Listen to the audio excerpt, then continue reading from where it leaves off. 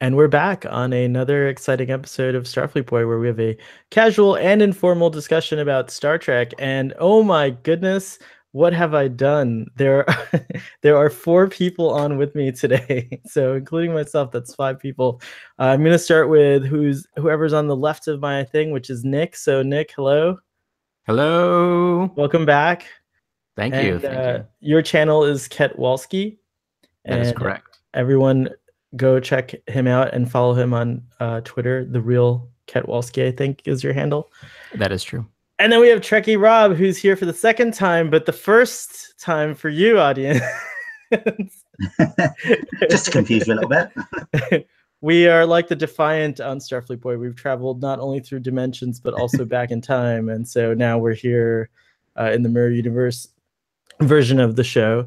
And that's how you're able to come to us before you actually appeared on the show today. So, Rob, and you are Trekkie Rob on Twitter, and you run the Trek Book Club, and that's Trek right. Book Club at Trek Book Club Yep. on Twitter as well. And there's going to be a channel on YouTube at some point, I think, right? Yes. Fingers crossed. Excellent. And then we have Sean from Trek on the Tube. I consider him the Starfleet Boy resident canon expert, but everyone here is an expert at something, except myself. I'm the only one who's not an expert. But anyways, hello. And that's it, Sean. You have nothing to say. Oh well, hello. How you doing? I don't consider myself. I don't consider myself. That's what you're wondering. I said I consider you my canon expert. So that's something to be said about myself, not about you. So. I'm the guy who knows slightly more than you when there's just the both of us having a discussion. I like that. Between the two of us, I know slightly more than you do. That's right. Don't bring anybody else into it, though, because then we're just going to drop down. I'm a faster Googler than my sister is, so maybe we'll have to have a Google competition someday. And then finally, Trekker Prize, Gary, all the way. Oh, actually, both Gary and Rob are in the UK, so you guys, next time you could record from the same spot, that would be like pretty cool. That would be neat. So Gary, hello.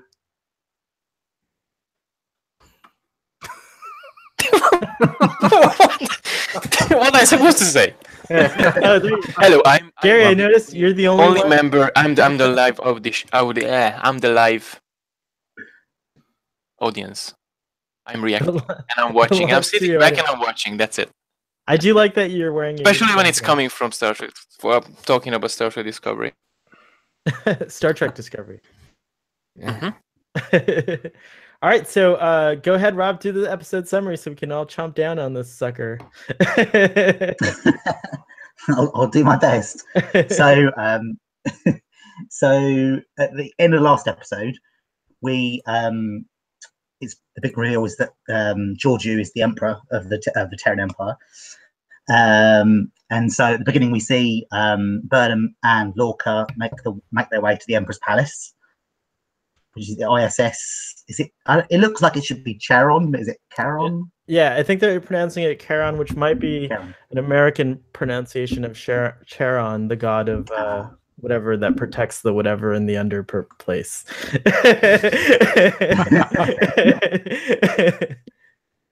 So they make their way to the Emperor's palace ship, the ISS Charon, and they're going under the guise that Burnham's bringing Lorca to the Emperor, but in reality they're going there because the data that Burnham recovered from she recovered was, I think, it was encrypted. So they need to go to the Emperor's palace ship to get the information that they're missing, so they can try and get home. We learn that Stamets and his mirror counterpart are both stuck in their mycelial network. And we learn that the network's corrupted somehow. It's been infected. Going back to Lorca and Burnham, they arrive. the Emperor's ship. Lorca's placed an agonizer booth. Like and Burnham for gets for the rest of what will be his very long life. And Burnham gets reacquainted with Georgiou, and they have this. They kind of dine together, and they're before that, the Emperor makes Burnham select a Kelpian. I don't know. At the time, I didn't know whether it was. I assumed it was like as a slave. When they're dining together, they're actually eating him, and the Emperor feeds Burnham the Kelpian's threat ganglia, which is really gross. And so that's interesting.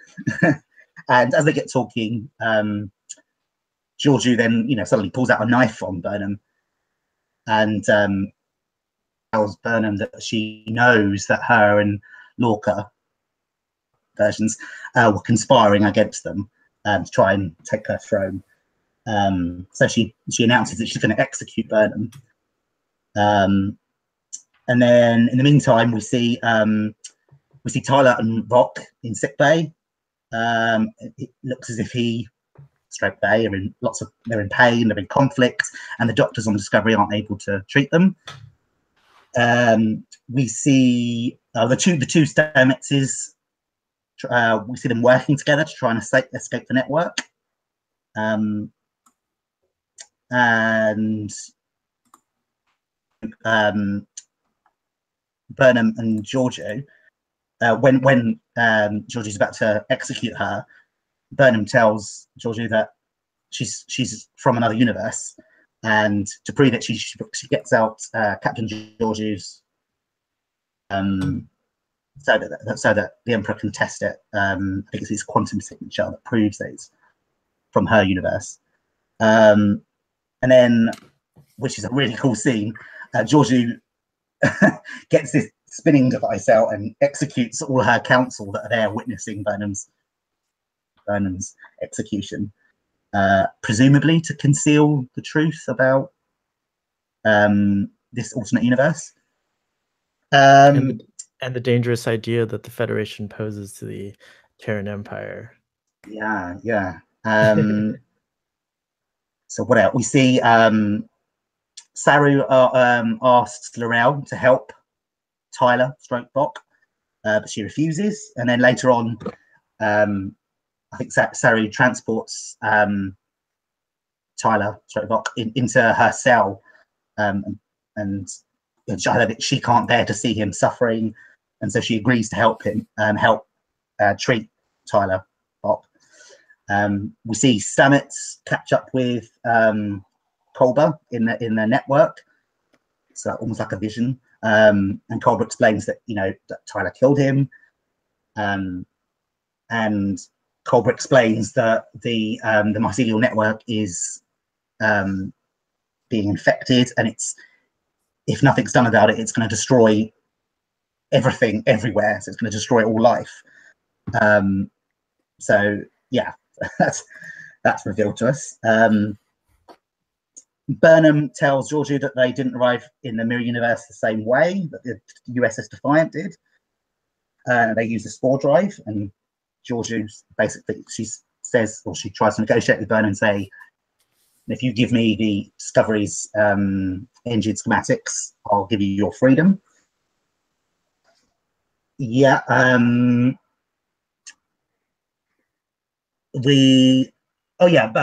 Both Stametses wake up from their comas, and they return to their respective ships.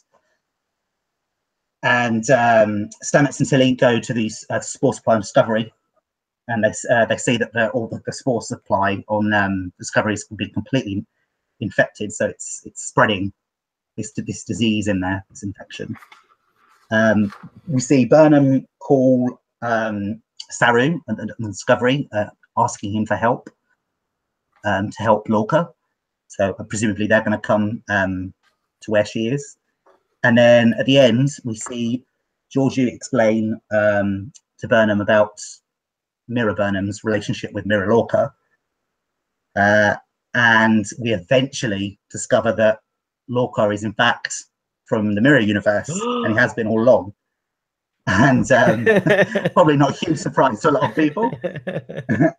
And but yeah, Lorca sought out Burnham in our or in the Prime Universe because he needed her to get back on the Emperor's ship, presumably to overthrow her.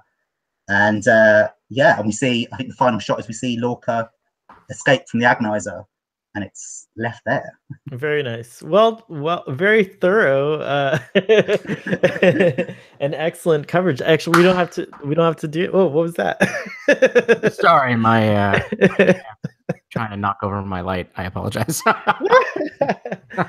That's funny. I liked your video where you had your cat sleeping off to the side and the camera. That was very cool. That's usually where it is. So, what did you guys think? I can go first. First off, Rob, great job reviewing the episode. Good stuff there. But overall, I thought the episode was all right. A bit of a step down from the previous 2 episodes, but this kind of felt like a bit of a pacer episode where it kind of it was a bit of a filler as well. Nothing crazy happened except for the reveal at the end. Just a couple of like kind of interesting moments, but nothing too crazy. And I think that was okay though, considering the fact that I believe that the next episode, pretty much all hell's going to break loose. And we're obviously going to see some kind of what appears to be based off the preview, some kind of mutiny type situation going on the Emperor's ship, and then the Discovery engaging with the Emperor's ship. So I think all hell is going to break loose in the next episode. So it made sense for them to take a beat on this one, to just allow this one to be just about the Lorca reveal, which is fine, But overall, it was just an all right episode. So there was actually a ton of interesting exposition in the episode. Also, I agree with you that it wasn't like a lot going on, but it was a heavy exposition episode, and I thought it was cool that we learned a ton of stuff. What did you guys think about like what was wrapped up in this episode in a sense? What did you glean from the episode? Kowalski has to go get Nick has to go get his he's like, I'll tell you guys what I think. I'm walking off the set. That's right. That's what I think. That's right. He's trying to knock it over with his dumb idiot paw. So, all right. Anyway, sorry. I agree with Nick though that it was more episode, a slower paced episode. I think it was good. The episode be awesome and packed full of. So this one was a bit slower, but I think pretty much that we've been predicting or hoping for, short of true prime timeline lull, has been pretty much.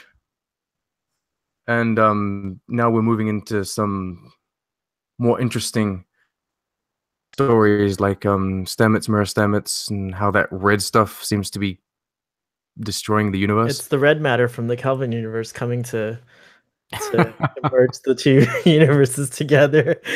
Whenever there's a red matter explosion in the Kelvin universe, it bleeds into the mycelial network and takes over. Sorry, had to go there. Go on.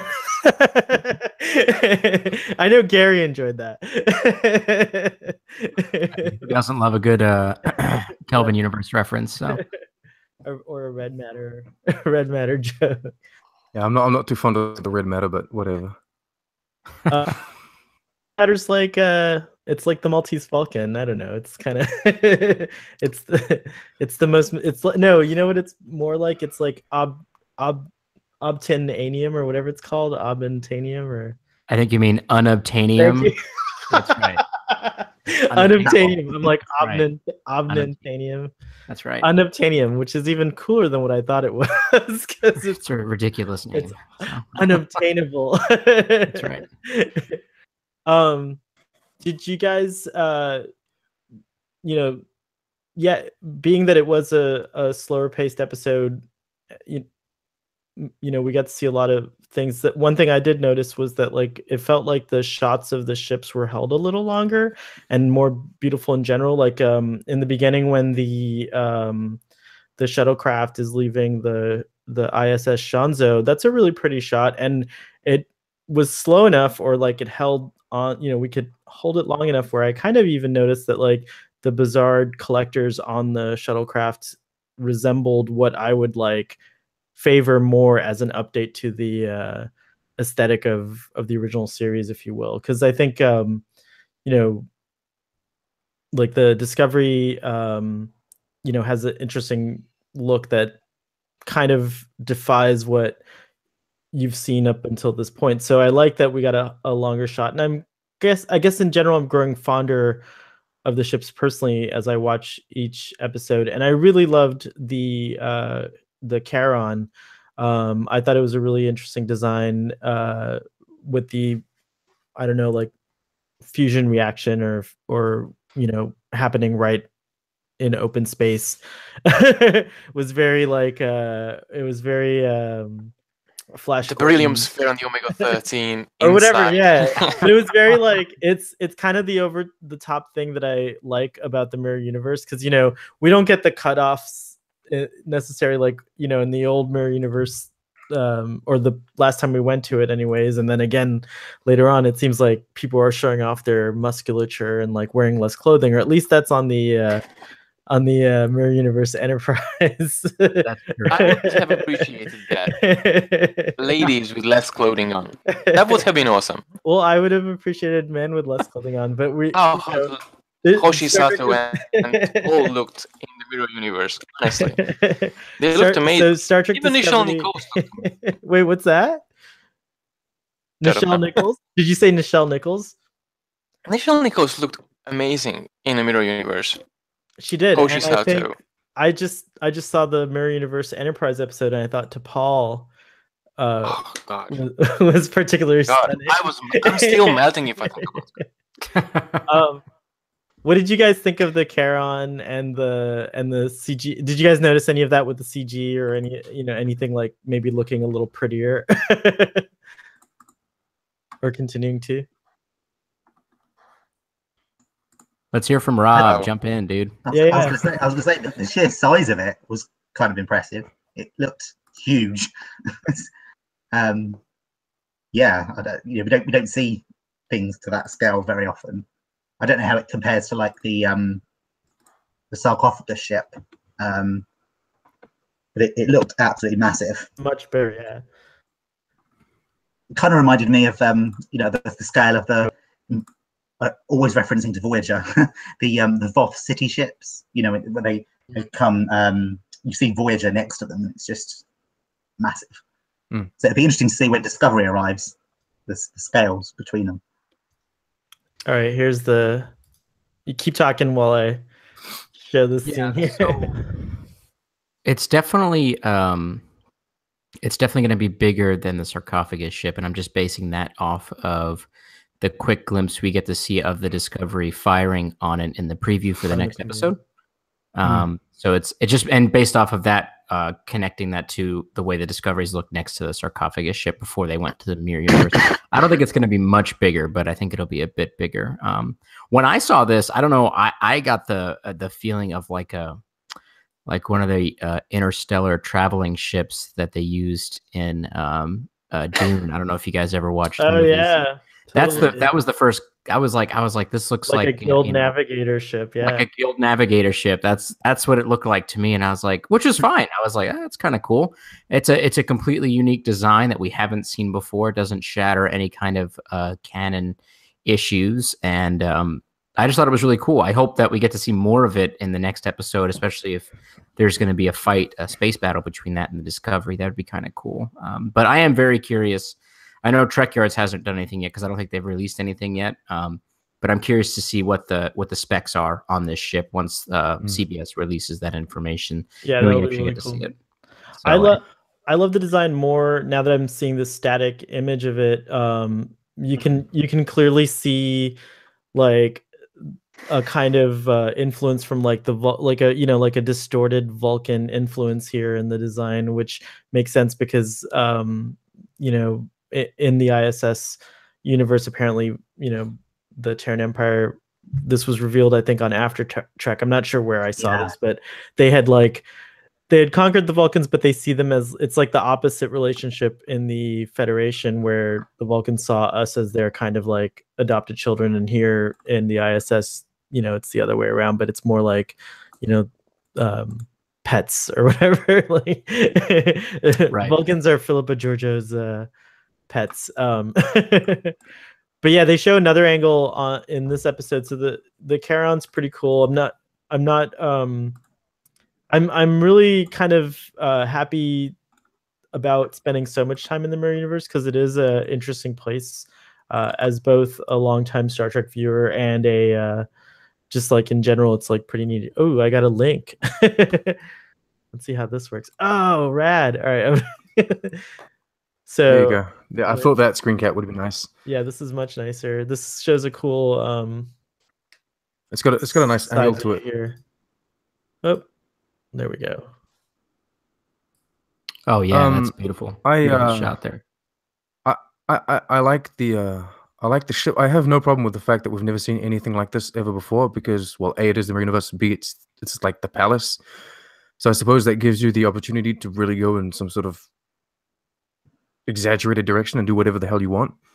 It's even got like a sculpture, or what is it, of some sort of Asian, like a kind of like and it's got like this statue in front of it, I think it was. No, it looks over the top. If it were me, I would have gone even crazier with it, because I mean, if I were emperor, if I was the emperor, if you kind of look it from upside down, if you look it from upside down, it looks like the Enterprise, the JJ Enterprise, but without the dish. Oh, crazy! Okay. Wow, Gary, I actually see it. That's insane. I don't know how to flip it on my screen here, but it does look really nice, though. Yeah. It does. Yeah, I do really like it. I like the fact that it's just completely out there. It's like, build me the maddest thing possible. Yeah, fine, let's go. And it's got that huge. It's got like a sun. Right. Like, what in the middle of it. Like, what is that? Which, yeah, it's an open fusion reaction. Like, it's in open space. It's like I'm assuming it's. I'm sorry. Are they going to talk about that? What's that? No, go ahead. Go ahead. I was just going to say, I'm assuming that's shielded, because like a fusion reactor out in the open, that's a pretty easy target. No, when they're when it's like down to like the last moment and they can't defeat their enemies, they just launch that fireball at a planet and destroy it. It's like the most amazing thing ever. Yeah, well, that's what I was wondering. If they're just gonna that's how it looks like, and it's just like this awesome ball of fire, and then moving on, or if they're really gonna use that at some point and show off what it does in the show. It might be is that powering the ship, or is the ship powering it, or both? I'm kind of thinking it might be with the Dyson spheres, because they build a Dyson sphere around the sun, and maybe they found this material somewhere floating, or they actually harvested so many energy and they just compress it together within this bowl, and they just build a ship around. Who knows?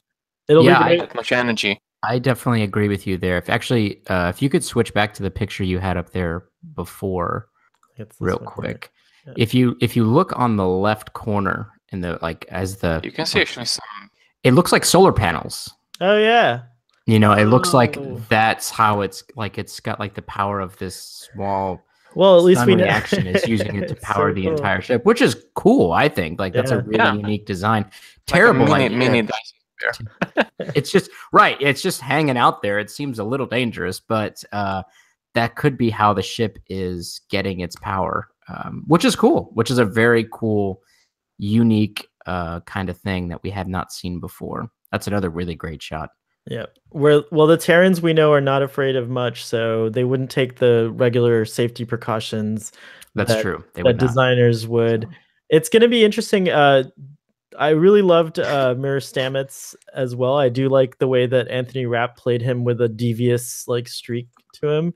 And apparently, so we do find out, we had a question, I forget, at least I had this question, was, is the Discovery from the ISS also equipped with a spore drive? I guess we find out in this episode that she's not. However, Mirror Universe Stamets was doing experiments with the mycelial network aboard this ship, aboard the Charon, which, you know, whatever he was doing led to the corruption of the mycelial network and is causing it to, like, you know, be destroyed, which I thought was also pretty cool revelation.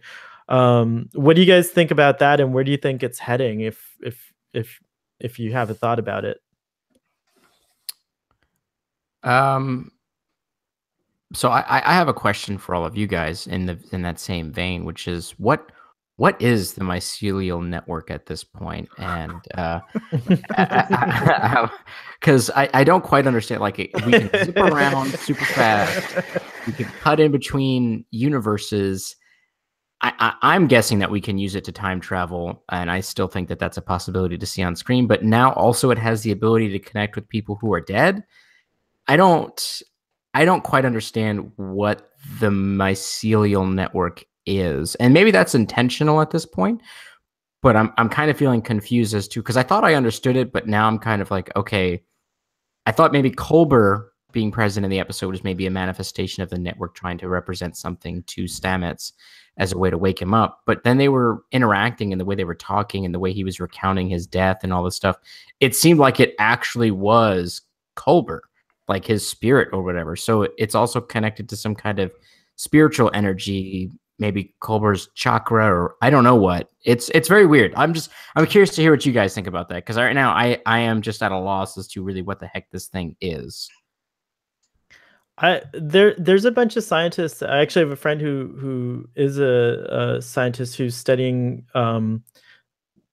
things that we would consider to be, you know, in the realm of spirituality. For example, interconnectedness of consciousness, right? Like, that's something that some people claim very strongly to experience, especially while on psychedelics, speaking of mushrooms or things like that. But, you know, there's all these, like, kind of dissociative states you can get into, and you can also supposedly achieve this through meditation, where you feel like you are in this kind of, like, other state of, or the real state of existence, or what have you. And I remember when Discovery, I've been watching the after Trek, and I think Paul Stamets came on one of the earlier episodes. And I remember I still haven't picked up his book. I'm very curious about it, but I remember that, like, based on that and something Anthony Rapp was saying, and then also, like, what we see on screen in terms of in that episode where Stamets, the character, is describing to Burnham, like, what he thinks the mycelial network is.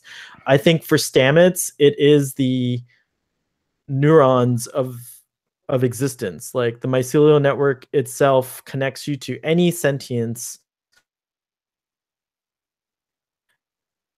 any realm, like, is literally, like, prolific throughout anything you can imagine. And I think Star Trek Discovery is, you know, on a more practical level, using something as abstract and crazy as that idea to give us the opportunity to go wherever we want in this new universe. So it could end up doing a lot of interesting things. But I like, at first I thought, like, the mycelial network was disturbing, just because, like, for a number of reasons. And I still think that, like, ultimately they have to wrap up the mycelial network and make it unusable for some reason, because why the heck wouldn't, if it's so wonderful, why the heck wouldn't we be using it in Star Trek: The Next Generation and so on and so forth? So there's something about it that we either destroy it, and then nothing happens, because obviously it doesn't kill everyone in the universe. But if we had it in Voyager, it'd be a short series. A short series. But so whatever the mycelial network actually is, I think it's great that the writers leave it to the imagination for the most part, because I think that's what it ultimately is where it ultimately is best left. Because if they got too specific about it, it would create parameters that would probably write themselves into a corner in the future, if that makes any sense. I don't know if that No, that does. I'm curious to hear what everybody else thinks about it, but what you're saying makes sense for sure. Gary, I see you over there. No, Sean first. Oh god. I mean, at first I thought it's like subspace but with mushrooms. Um, and then I thought no, because you can't travel in subspace. Although there's like an episode they tried or something. And then I mean, I compare Stranger Things as a series a lot to Discovery because I think that aesthetically the visual effects are very much the same. Like they share kind of the same aesthetic, and so my cellular network kept on reminding me of the Upside Down from Stranger Things. Until recently, it reminded me of what's it called in the Flash? The Speed Force. Right.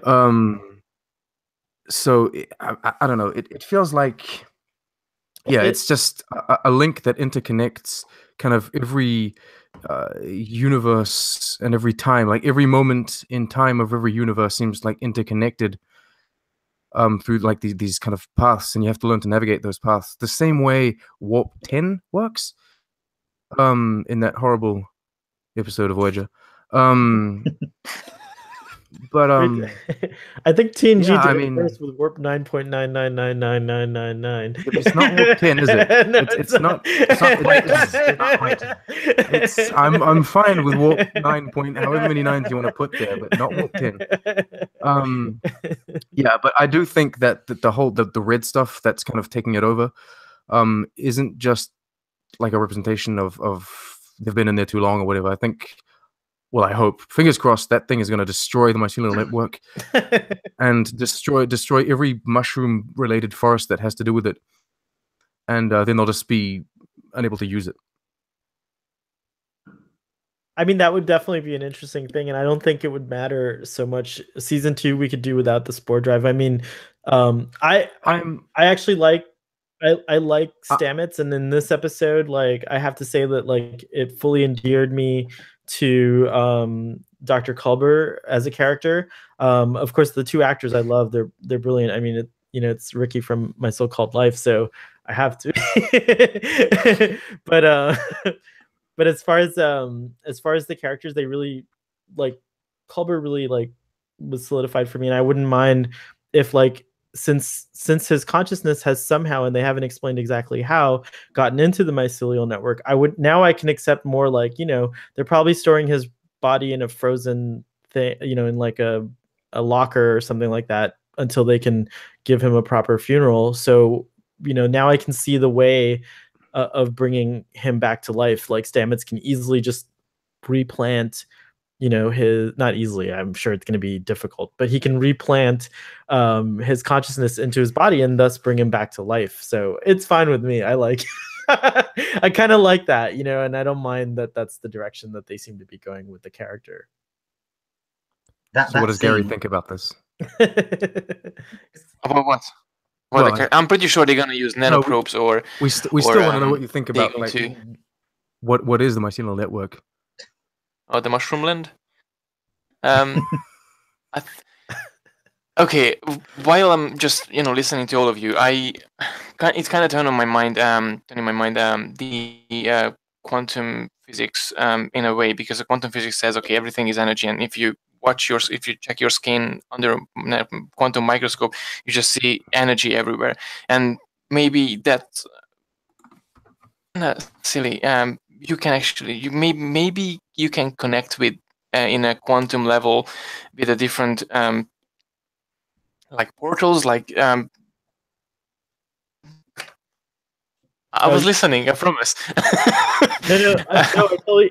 It's just that you cut off in the last part of what you were saying, but also if you don't know about it, look up quantum entanglement, because it explains a lot of the weirder parts of like in science fiction. You can use quantum entanglement to do a lot of cool things and be in like more than one place at the same time. But yes, the connection can be explained by quantum physics, I think, and it's quite sciencey, and it's quite present day, breaking the barriers of quantum physics these days, and I don't think that is not gonna be possible. I mean, at one point, it could be some sort of a connection between the two things. Although the mycelial network itself, I think they're going to leave the whole subject. They're going to restore what they've done, and they're going to leave it with good old Federation and Starfleet fashion, because that's like, there's a place that they just discovered, and they don't want to destroy it, because that's not the the essence of Starfleet. They want to seek out new life and new civilizations, not to destroy them. So I think they're gonna just abandon the whole project because they don't want to destroy this unique life form that happened to happen to live through different dimensions and between universes. And I think they're going to close that network at one point, just to protect the network itself. Neat. I like that. Sounds a lot more Starfleet and Federation than that little hope letting it burn from Burnham 2 episodes ago. I still hold on to that. Nick, you sounded like you were about to comment on the scene between Culber but I might have misread you. No, I was no, for sure not. No, I don't want to get into the character stuff just yet. I did like the scene that you're talking about though with Culber and Stamets, but I want to hear Rob's take on the mycelial network as well, real quick, if that's cool. I think you need 5 PhDs to answer that question. Yeah, I don't think I can add anything to what you guys said. Yeah, it's just the whole interconnectedness, and I don't see how is Stamets going to stop the infection? If it's the mirror Stamets that's causing it, then he's got to surely defeat him to stop him. I don't know. I don't see how that's going to be interesting to see how that's stopped. Well, there are 2 more episodes, right? Yeah, I think so. 3. Three Yeah, more there's 3. episodes? There's 3 more Good episodes. goodness. Yeah. Oh wow, they keep adding episodes in front of my eyes, or I'm just not 15. good at keeping track. It's 15. You're just not paying attention. That's right. That's right. I'm not paying attention. It's true. I'm too busy paying attention to Paul Stamets's book that I want to read eventually at some point. So earlier, I think it was Sean that said this, but we've actually kind of crossed into a field now with the show where, from a theory crafting perspective and kind of guessing what's going to happen next or understanding what's going to happen next, that tank's pretty much empty. Like, all the big reveals that we knew were coming are done. I assume the only other thing that's going to happen is something to do with Lorca's probably going to get killed. They're probably going to just blow up the Emperor's ship, and then they'll wind up using the spore drive to jump back to the regular verse. And I think, Gary, you're right. I think them understanding the network is almost like a sentient being in some variation. So I think that they're going to just let that thing be, and then we're just going to continue on like normal. God, are humans using the network like an infection, and that red stuff is like the antibodies trying to get rid of them? That would be interesting. That's horrible. Yeah, what are you talking about? That's great. No, that makes sense. That makes a lot of sense. It makes a lot of sense, and I say that because if you, and I'm sure you guys picked up on this too, when Mirror Stamets and regular Stamets are together, and then they're suddenly on the Discovery. That's right, regular Stamets are on the. Yes, it's like talking about black coffee and regular coffee. Like what? Right. Yeah. Well, we've got decaf Stamets and regular diet Stamets and crack cocaine Stamets. That's right, crack cocaine Stamets. And they're suddenly on the Discovery, and Mirror Stamets is like, "Oh yeah, that's just the network reacting to you, trying to show you a familiar location and a place." Now, he could have either been lying about that, but I don't think he was. I think he was actually alluding to the fact that the network, that's what I was saying, it's somewhat sentient in that it's like, okay, in order to communicate with these humans that are inside of my network, I need to present to them in a way that's understood, like they can understand. And that may also explain why Culber was there, because it was attempting to try to communicate with those humans in an effort to get rid of them. Maybe because, I mean, who knows what Mirror Stamets is doing in there? All sorts of weird, I don't know, all sorts of weird stuff. So But yeah, I think that that's what's going to happen. But anyways, yeah. So tying all that back together is we're at the point now where we legitimately, as the forefront of people that talk about this stuff online, we're pretty much out of theories at this point. Like we're pretty much done. Like we don't know really where the show's going, and I think that's kind of exciting because it's like, okay, we knew Ash was Vok, we knew Philippa Georgiou was going to die, we knew that Lorca was from the Mirror Universe, we knew that we were in the Mirror Universe, we knew all these things, we knew she was going to be the Emperor, but now we're at the point where it's like, okay, now what are they going to do? And we're also like, at the end of the season, though. It is the end of the season, which is good. I mean, the theories that I have are smaller things. Like I believe Vok, like Mirror Vok, isn't dead. Like part of the Resistance fled, and they're going to come and help Burnham at some point because he's like him and Sarek like Burnham, so they're going to come and help. And so L'Rell is going to stay behind in the Mirror Universe with Vok because she's still in love, and it just makes sense for her to stay. She's got nothing left in the Prime Timeline. So that's a theory that I've got.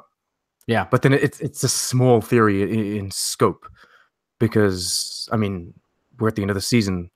Mirror Lorca is the big reveal, and it was given to us this episode. What did you guys think of the way that Lorca scene played out? I thought it was great. I thought it was really well done. There was a moment where I was like, "Is he Mirror?" Like they got it. Like Jason Isaacs did it right. Yeah. Like when they killed the dude with the little hypo spray thing, I was like, "Oh damn, maybe he's not Mirror Lorca, and he doesn't really know what this woman's name is." And yeah, it was actually quite. They gave a canon explanation to the lighting as well, right, which was great. Yeah, freaking awesome because I mean the Mirror Universe is dark and okay, fine, it's dark and whatever, but now makes sense that everything is darker. And no, it's just I think that every reveal has kind of been discovered by us or by simply the fact that social networks are so active now. But the execution of those reveals has been very good, especially with the Vok Tyler and the Mirror Lorca.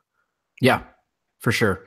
Mirror Lorca, Vok Tyler, and even the reveal of them being in the Mirror Universe. I thought all three of those things, even though we knew that's what was happening, all three of those were well executed and beautiful to see on screen. So at least that's what I think, Gary. That's no, I agree with you. It's just good job, Nick. No, it's just you remember the other day I abandoned Twitter for 2-3 days just to not to get any spoilers from Star Trek Discovery, and I actually now I wish I didn't have anything about Star Trek Discovery, because pretty much everything that I've got from Star Trek Discovery I got it from before discussions and got it from other fans, and just a whole bunch of mixed and theories and stuff like that. And I think that ruined the whole experience. Having social media and social network is good, is great, talking about the things.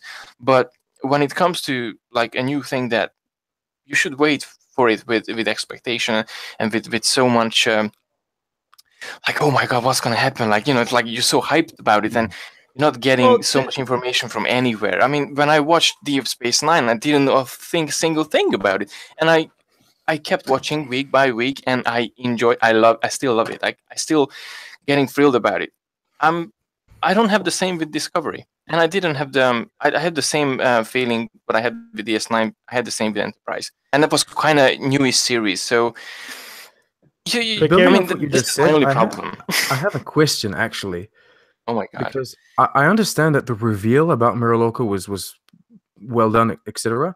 Would we as fans have better accepted the television series if they had said, look, this is a story about a mirror captain in the Prime Timeline trying to get back? I understand that it takes away from the reveal, but as fans, does it help us accept the first season?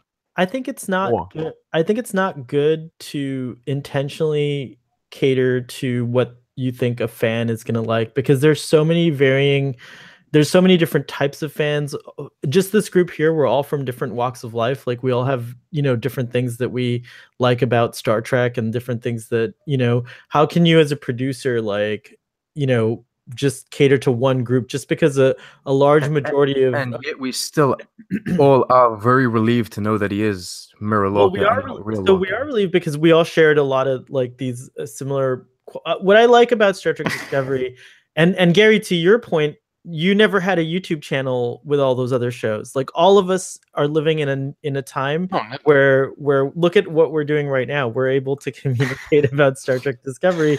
That's fine. This is like an afterthought that we have In a group session. Like, Twitter didn't exist during Voyager. I don't think it did. I don't remember it existing. You know, like all kinds of things weren't around back then, but you still had the up and, you know, a show can affect you personally. Like for me, Star Trek Discovery was like really like emotionally taxing because yeah, I had like a lot of expectations as a fan or as a enthusiast or as a longtime viewer or just whatever, you know, whatever label you want to slap on it. I've been with Star Trek for a while, and so I had a lot of expectations, and it was like irking me that like, oh my God, nothing looks the way I want it to, and like, you know, all these things. And I think, you know, having a presence online, we get to unfortunately show these things to in a more public way than most people do. But I think it's a journey that was similar and it's okay. But I think the one thing everyone has been saying is like, really, you can't truly judge it till the first season's done and like, you know, the lid's placed on this particular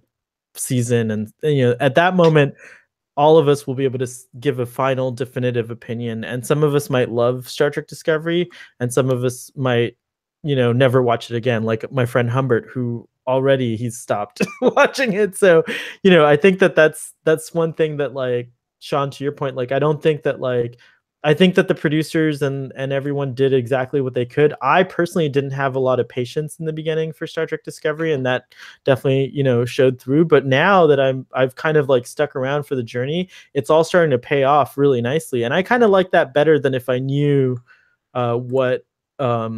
what was going to happen ahead of time. I think it's more exciting to like go through that emotional journey, even though it's not comfortable. I think for me personally, I'm that kind of viewer. And now I'll get off my soapbox. They still could have revealed. Go ahead. I just one more thing that I totally agree what you just said about the whole social presence and everything, but and I hate to bring this to the table, but the Orville came out more or less the same time, and I was watching it with full expectation. I didn't get spoiled. Social media wasn't as talkative about the Orville, and okay, it's a smaller show, it's a new show, it's not like Star Trek that everyone knows and it's around for 53 years. But every week I watched down, and I've got amazed, I've got entertained, I've got I even cried just because of the episode, and I didn't have any information before, although social media was full of things, but no one spoiled anything.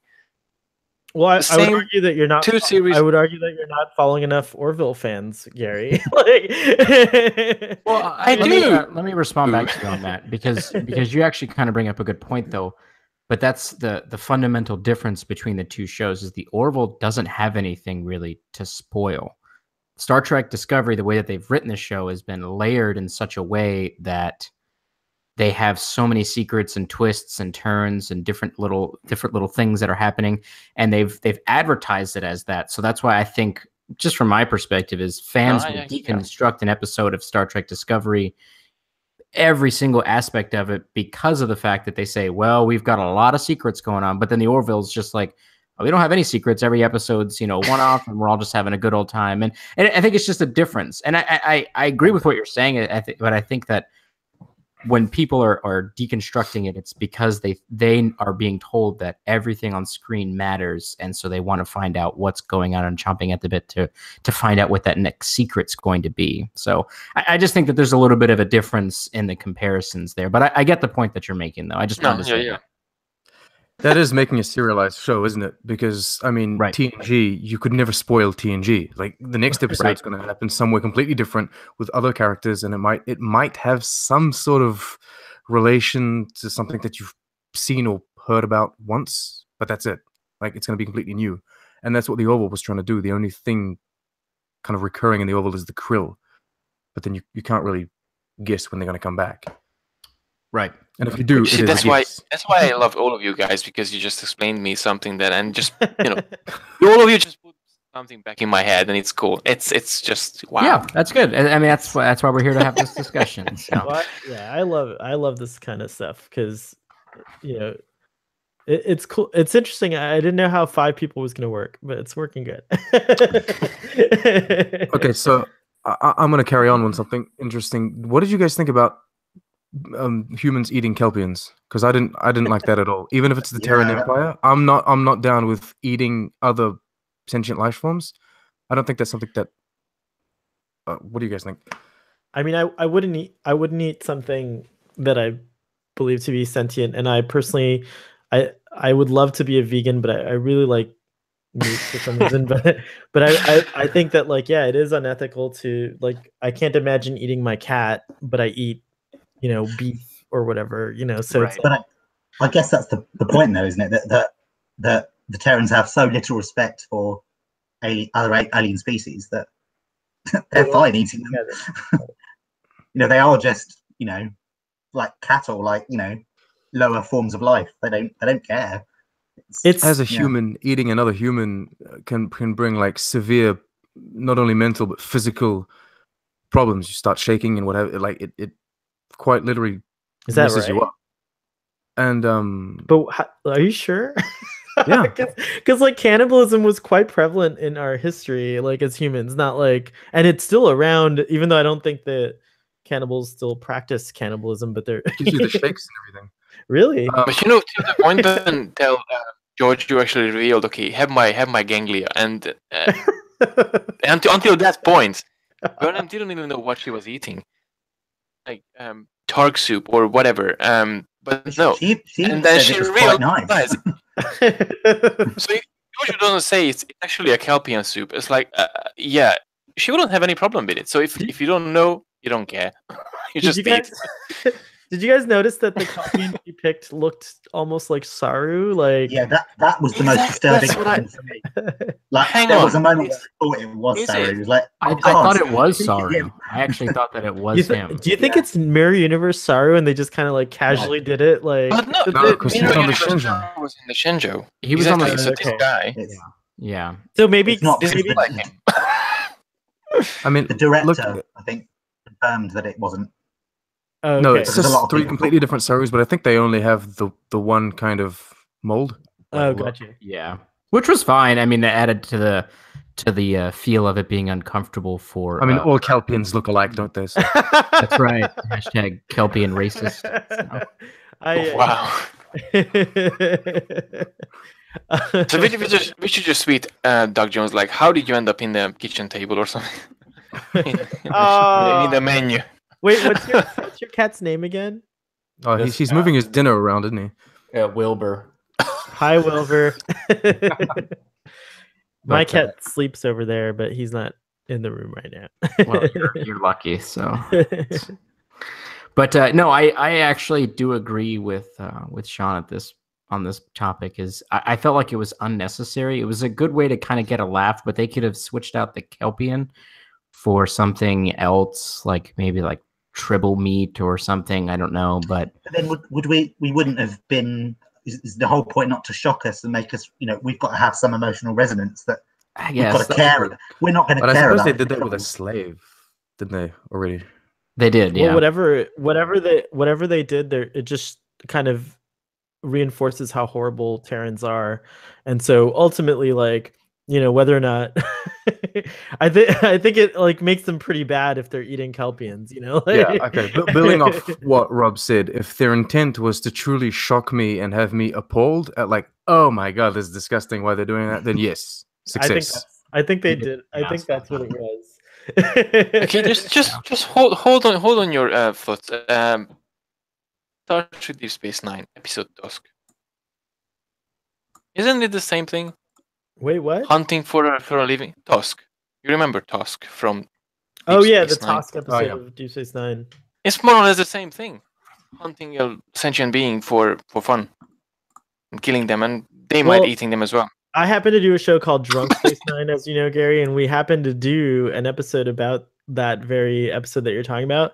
And I think it was more of like a like it was more akin to like an honor killing. Apparently the task that was chosen, their family would be set for life and stuff like that. So the like while it was still weird and obviously to a human the idea of like hunt, oh, so Hale, you won the lottery, we get to hunt you, but your family's going to be set up for the rest of their lives, like congratulations, like it's abhorrent to us, but which is the point, was to show that, I guess. But like I don't think it's the same as eating a kelpian. Like it's like here it was just like I think here in this episode, Gary, they just don't care about kelpians at all. At least Tosk had a somewhat like kind explanation. It's the Terran Empire is like the Borg. They assimilate, or they destroy everything that not them. Everything that they not them.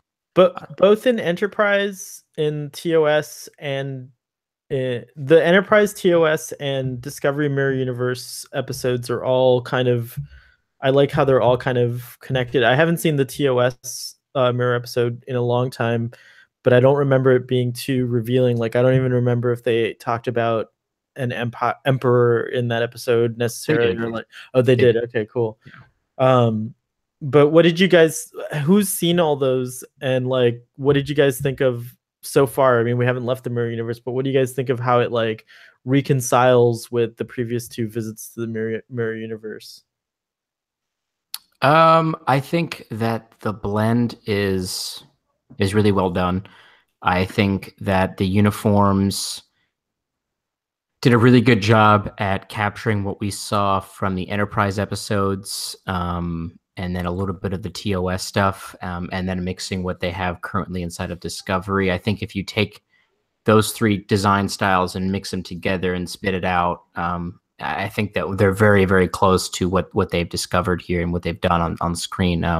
In terms of lore and history-wise, there's nothing breaking.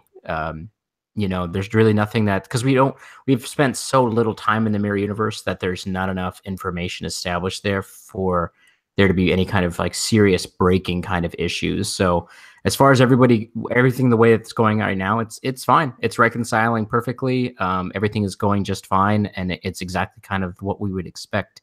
A combination of, like I said, TOS, Enterprise, and Discovery visual styles combined together. I think they're right on the money, I think. So, do you think that like, do you like the kind of are you okay now with the kind of things that were like incongruous about the visual style of Star Trek Discovery, like, or do you still have like any issues? And not just you, Nick, but anyone, like, at least for me, I'm still kind of grappling with the visual continuity, which I consider to be a whole separate continuity from like story and all that stuff. But I do have to admit that like slowly but surely, like I'm becoming more accepting, or it's growing on me, or whatever. I don't know. I will never fully accept it, and I think that's just me being a stickler. Because ultimately, and I think it's just more of spite for the studio, because ultimately it was a studio marketing decision. They sat there and they said, we need to reimagine Star Trek. We can't make it look like it did back in the 60s. And we could easily tell everyone that this is the Kelvin universe, and that's why everything looks differently. But because that didn't exactly resonate with fans super well, and the box office was just so-so, from a Paramount perspective, licensing or something, yeah, and licensing, which they could have worked out with Paramount, but that's sure, whatever. But I genuinely think that they said, you know what, it's just easier. We'll just redo it. We'll get away from the Kelvin universe, and we'll just tell everybody this is the Prime universe. And it's just like they could have solved all this a lot of the continuity problems by just saying this, or they could have just said this is a completely reimagined series, which I would have been fine with too. I would love that too, actually. If they didn't have to try to shove it down my throat as this is 10 years before they had a guy with a giant tape deck and he was putting it into a thing and pressing a giant yellow button. Like I'm not an idiot. Like, I get it. Like, just say it's a reimagining. They reimagined Battlestar Galactica and it worked just fine. Yeah, I've been So- hemming and hawing about the same exact thing actually. I would actually even accept it if like starting in season 2 they just started saying this is a reimagining, and even if they didn't say it, I'd be like, all right, well at least you said it. Better late than never. It's like, yeah, I hear you on that regard, but I'm hopeful. There was a comment made by either Gretchen Berg or Aaron Harberts or someone, I can't remember who specifically, saying that, addressing it in a very vague way, saying that like as we get closer to the TOS era, you're going to see some dramatic kind of they both said that. Yeah. changes. They will absolutely do that. Yeah, They will so transition into a more TOS aesthetic, but I think they wanted to give themselves some room. At this point, Discovery feels like one of those songs that you don't like the first time you hear it on the radio, but then 3 months later you like it for some reason. And so Discovery is just kind of like, okay, we're like 13 episodes in, now I'm getting used to what I'm seeing. Visually, But I wonder if I was just going to say, I wonder if they know all of this, the writers, directors, executive producers. You know, with with Lorca, there was this whole outrage that, you know, that's not a Starfleet captain. He wouldn't do that. And they've explained that, yeah, you're right. You were right. He isn't a Starfleet captain. So could they be doing that with the rest of the show? That, you know, that, yeah, it doesn't match canon, but actually in the long haul, they'll explain why it doesn't. Or it really does depend on what. Yeah, it really does depend on what they're doing, because when it comes to the Klingons, they just said they're bald, and then someone tried to kind of grapple at something, saying that, oh well, it's because they have sensors or whatever in their bridges, and that makes them awesome. And yeah, that's a great addition to canon, if you even mentioned it in the series, but they didn't. Right. So you just found a crappy excuse to make them bald. You made them bald because what, you wanted to redesign them, and that's it. Yeah, I mean, ultimately, I mean, as Sean pointed out, yeah, ultimately the you know, it's not canon until it's on screen. So right now it's like, yeah. Concerning the ships and the technology, like I really break this down every time I make a video and try to think about, is this truly breaking canon or not? Visually, not really. There's just a few things that break canon, like all of the abuse of holographic technology, Vok looking at his space map, and kind of the way they were handling the worker bee. Those are all amazing things to look at, but that doesn't make sense technology-wise. Other than that, having kind of like a lot of tactile screens and stuff, I can reconcile that as just being visual enhancements, the same way the Andorians are visually enhanced. But they still are, in essence, the same thing.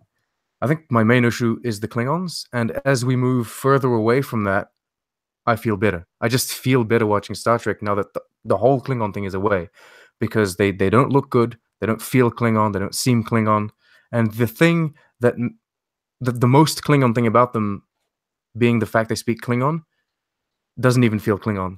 So yeah, that's me. I think I think the Klingons are that one thing that's like hard to understand. Like, how are they going to explain away that, like, you're right in terms of like technology. It can all be like, as that, you know, we approach TOS, it's like you know, we'll get like the buttons and things like that. And But they can do that with Klingons as well, I personally like, you know, in the Mirror Universe where I run Star Trek, I would just never have like, I would just never have even bothered to go back in time. Like, Enterprise actually wouldn't have existed in my Mirror Universe. Like, neither would Star Trek Discovery, except that they would exist as shows that take place post whatever you know, DS9 Voyager would be the logical thing. I would have still done Voyager. You know, like, I would have still done it, but like, I would have put Enterprise and Discovery in the future. Like, I've had it's interesting, my friend in my personal life, my friend Humbert loves Enterprise, but he hates Discovery, and I always argue with him, like, why? And he's like, well, you know, I really love Enterprise because it, you know, at first I hated it because it was a prequel, but they, like, the show grew on me. And I was like, well, the show grew on you. Like, just give Discovery the same chance to grow on you. Like, I know for me, Enterprise didn't grow on me until like the second watching, which is now. Like, so the first time Enterprise aired, I lost interest in it and I didn't watch it. And now I'm like, oh, actually it's a pretty good show. So I promised myself, because of that experience, that I'm not going to just like stop watching Discovery just because it pisses me off a lot. But I do find myself now, like, my ice heart is starting to break and starting to beat a little bit for Discovery, and especially the chapter 2. I've been very pleased with it. And Sean, just to point out something that you pointed out earlier, it was 37 minutes long. It was shorter than the average episode. It was shorter than the usual. So I'm glad that they're sticking to this idea of like, well, maybe we don't have to tell a story in the old television convention of 48 minutes with commercial breaks and like all that. And like, I like how in the previous episode they put the opening title card in the middle of the episode practically, and things like that. So I think Discovery is doing things that I didn't expect, that are entertaining me as a viewer and keeping me interested in seeing what's gonna come next. And I hope they continue to do that and get amazing at it.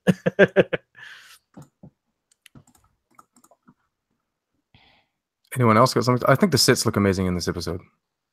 Just so I do have a very simple theory when it comes to the aesthetics, and I think I've shared this with some of you guys already, which is that post-war Starfleet is going to re-up their marketing and redo their image to appear to be more I'd seen that. Friendly?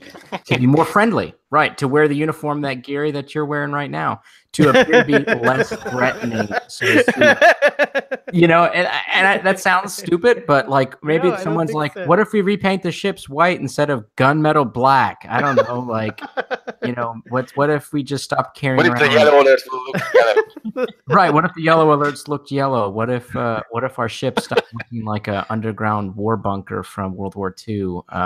That's probably the realist explanation. Let's get some more damn lighting on the bridge, like make it not look like a threatening evildoers war room. That to me, and that kind of connects a little bit with the idea that, okay, now that we're 9 years after the end of this chapter 1, we're going to be 9 years away from Kirk and Spock.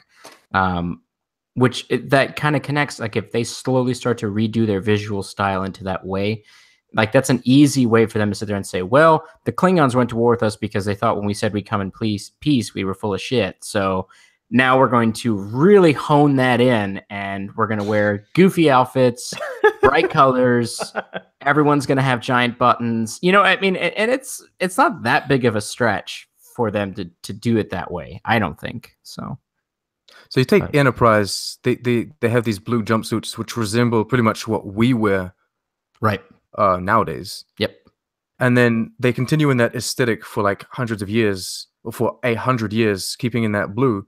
And then, as you say, following your theory or your idea, then they realized that not only did this not really work when it came to the Andorians at first, it didn't really work coming, like the Zindi were angry, it didn't really work with the Tellarites either, it didn't work with the Klingons. It's clearly not a good aesthetic. People don't like blue in the universe. So that's why Discovery is completely blue.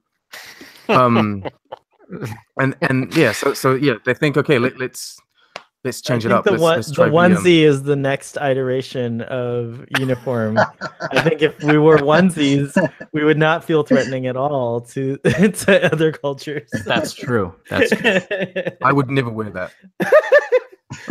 I'm gonna definitely get one now that I've seen them. I definitely have to get the red one. It looks like they photoshopped the smiles on their faces. It's like, yeah, this is cool, but not really. Yeah. And yeah, smile bigger. All right, sorry to interrupt. Go on. No, I think it does make sense to go in that direction. Again, this is kind of some sort of far-fetched fan theory kind of thing that we've got going on, that we do as the community of Star Trek. We try to make things fit, even though they really don't. But I love that explanation, just because it's a little absurd, but I also like it just because it seems like the most realistic thing that would happen in a true Federation is like, if you started getting into all these conflicts, you'd have to like wonder like what do we, like maybe we're not coming across as the friendly, happy-go-lucky Federation that we are, so it's kind of It has a very original series cheesy vibe to it as well. Yeah, it's very cool. So, yeah, we'll see what happens though. Like I said earlier, I'm very curious to see what happens. So I kind of want to transition the bottom half of the conversation here into a bit theory crafting for the future. And I know you guys were talking about earlier about them kind of ending the use of the spore drive, but I'm going to hit it. I'm actually leaning in a different direction where we're only going to use the spore drive and they're going to jump at the end of this season thinking they're going to get home, but they're not going home. They're going to another mirror universe, and it's going to do a little bit of Lost in Space kind of sliders mixture where they're going to constantly trek, like their new trek around the universe is going to be through the mycelial network trying to get home, and then eventually getting there at the end. But that's also why the spore drive isn't a technology that people know about, is because they never made it back. So that would give them... And each season is a different universe kind of thing. Like a bit of a twist on the Voyager situation where it's not just like a distance. It's they don't really know exactly how many times they have to jump, and they could break it down so that each chapter was a different universe and them trying to deal with that situation, gain supplies, whatever, dilithium, whatever it is. Voyager. Right. And so that's my idea. That was easy. That's something easy to do, especially if they break it down per season. Money wise, it's not that bad. They can keep reusing the same actors to just play different versions of themselves, which saves a lot of money. And it gives us the opportunity to explore strange new worlds, or actually same worlds, but in strange new places, I guess would be the take on that. Strange new ways. That's right. That's right. I think it might even be neat if like Discovery somehow jumps into like another, like even a future point in the prime timeline, and then it's a lost ship, and like if it takes place after, for example,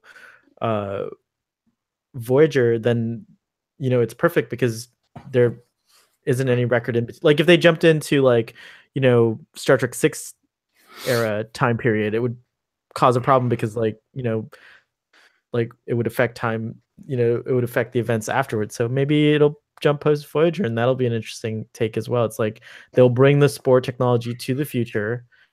Like it would make sense because like spore technology wouldn't have been developed further. Discovery was pretty much the only one that had made any advances on it. Now it's here in the future, and they could continue their adventures post Voyager. I don't know, but I really do like the idea of jumping into different universes. I do have a question for any of you guys, but especially for you, Nick. How do you think they're gonna resolve the ISS Discovery, which is supposedly in our prime timeline, or do you think that was just something Lorca said to make everyone feel better, but that the ISS Discovery might actually be destroyed or lost? What do you think?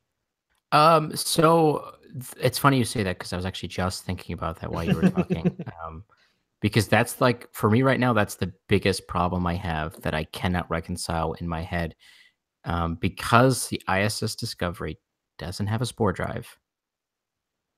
How in the hell did the ISS Discovery swap places with the USS Discovery? It makes no sense. I cannot reconcile it in my mind. I don't understand how they did that. He could be lying, and it could just be a bunch of lying crap.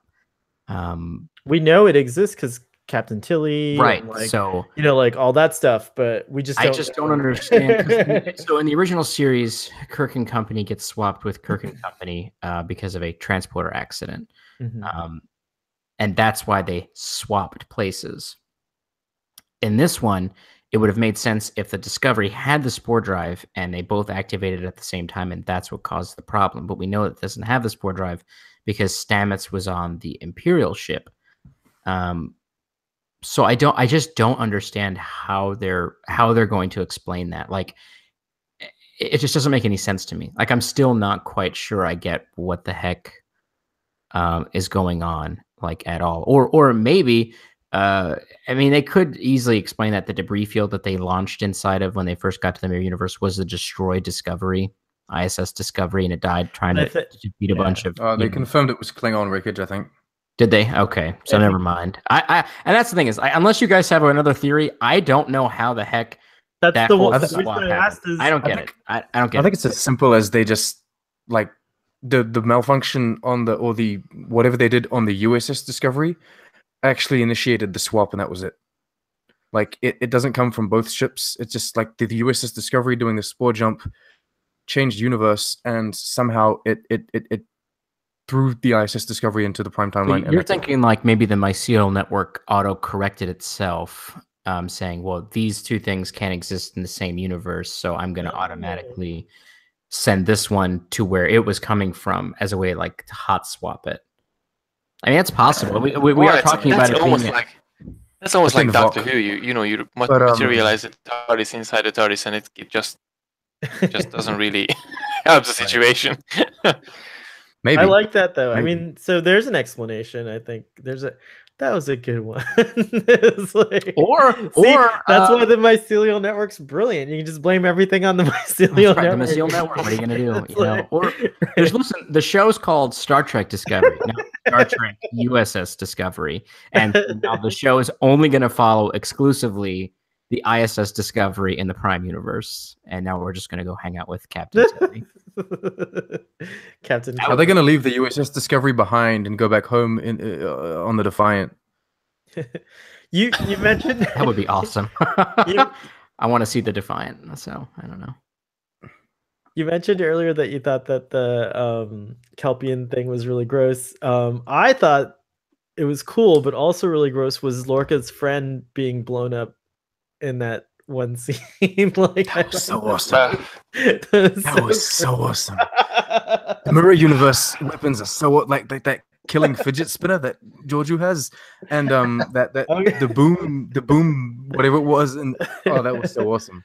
Yeah, the killing fidget spinner was awesome and totally unexpected. Like she just whips it out and like everyone's dead, and I'm like, that was a great scene. Crap. I really like that scene too. Except for that one guy that must be literally shitting himself. Like, holy, why am I still alive? Lord Ealing.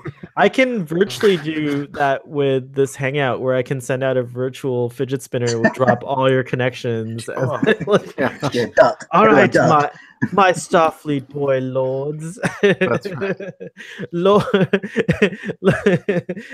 Lord Trekker Prize, can you keep a secret? What if I say no? Well, you're going down too. I go down with all of you, man. I'm not staying behind.